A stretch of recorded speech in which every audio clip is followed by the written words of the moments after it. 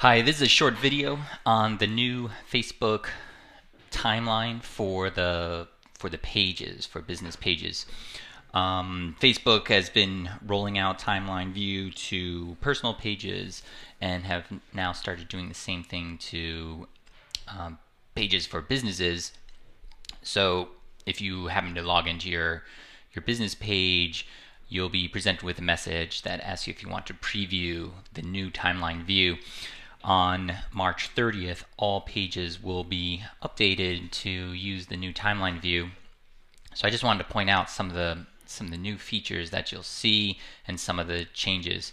So Facebook has this page at About Pages that talks about some of the new features and capabilities, and there's a couple of samples down here. So let's look at Law Office of Doug Bend. So the biggest thing that you'll see is this new cover image that appears. This is similar on the personal page. So this is intended to be used for branding or whatever image you want. Facebook is putting some restrictions on the type of image you can use. So the being able to put any strong call to action or special promotion is going to be prohibited in the cover image. And the idea is mostly to give some type of representation of your business. Now the cover image is fairly large.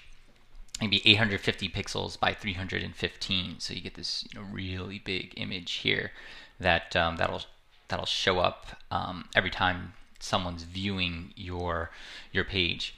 Now some of the other things are different. Since this guy's a local business, this About section, which used to just show a little information on the left-hand side, much more prominent, and you can see that the type of local business is listed, his address is listed, his phone number, his hours.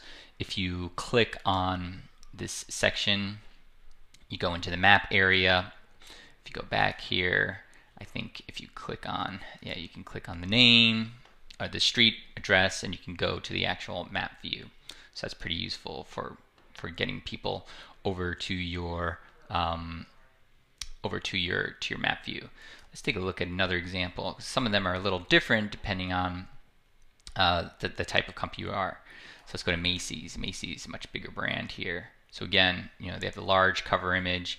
Their About section is a little different. So they have a categorization of being in retail, because of merchandise. Here's some about info they provided, and you can see that the URL is also included. So when you click on the URL there, you can go directly to the Macy's site.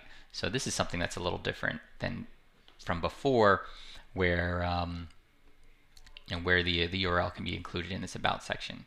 Now some of the other major changes are with the tabs. So the tabs no longer appear along the left-hand side of the Facebook page, but they appear in this view here. So four of them appear. The tab image can be customized, so you can change it to whatever you want it to be. There are some additional tabs that will appear. The default, I believe, is photos, number of likes, and map, but you can add more. So let's take a look at another example. Here's a business, local style business. You can tell by the location information here, and so they have three tabs appearing, no additional custom tabs. That may be because this is the way this is set up as a local business here. So let's look through some of the timeline view here. So here's some of the information that's been posted recently. So HSG posted this image.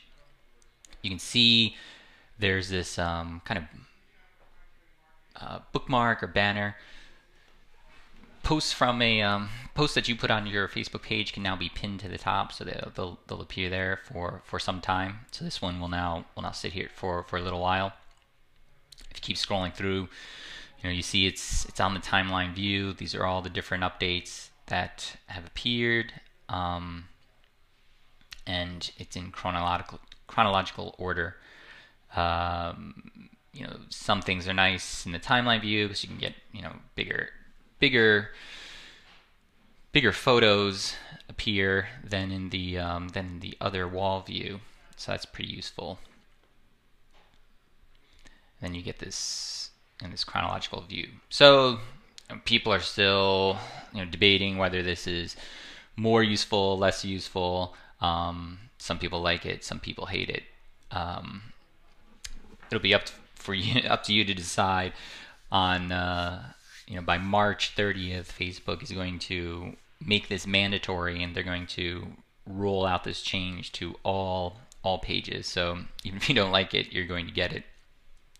So one of the biggest things that that has changed is related to the tab section, and you really can't see the change anymore, but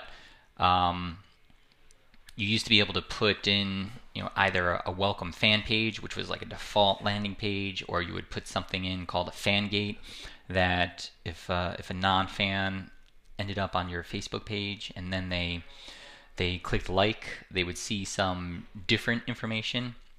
So that capability has been completely removed. So by default, everyone who shows up on your Facebook page will end up on the timeline. Now you can still send out links to the specific tabs if you wanted to. So you can see if we go to Win a Million, this Win a Million is a specific app, so you could take this URL and embed it somewhere or send it somewhere. But when people show up on the page and they're non-fans, the default is always going to be the timeline view here. So I think those are most of the major changes. There's also some adjustments with the posts, where different posts can be highlighted in addition to being pinned. And that on that one I don't see an example on here, but the idea is that you can basically call more attention to a specific posting that you place. Let's take a look at some of these others. Here's another local style business in Tokyo. You can see, or in Singapore, sorry. You can see the address information for the business and the phone number. You can scroll through here and see the types of updates that they've been putting on. So again, the image is much more prominent than in the timeline. Let's look at one of these brand pages. So yeah, interesting cover image here, and these guys have full width embedded video here. So definitely that's much different than what you could previously see on the wall. And there's the rest of the information that's showing up in the timeline. Now, one other thing that came back, and let's see if we can just click over to my page real quick. Here it is here. So in the admin panel, if you're an administrator of your page, you get to see like this much larger admin panel for what's going on in your page. So you can click on this build audience and be able to invite friends. So this was a feature that used to exist, but then disappeared. So you can click off a bunch of your friends that are connected to you on your personal page, and then click submit, and Facebook will send them a message that says your name recommends or wants you to like this specific page. So the other stuff in the admin panel is useful because you can see any recent notifications or any new messages for the page.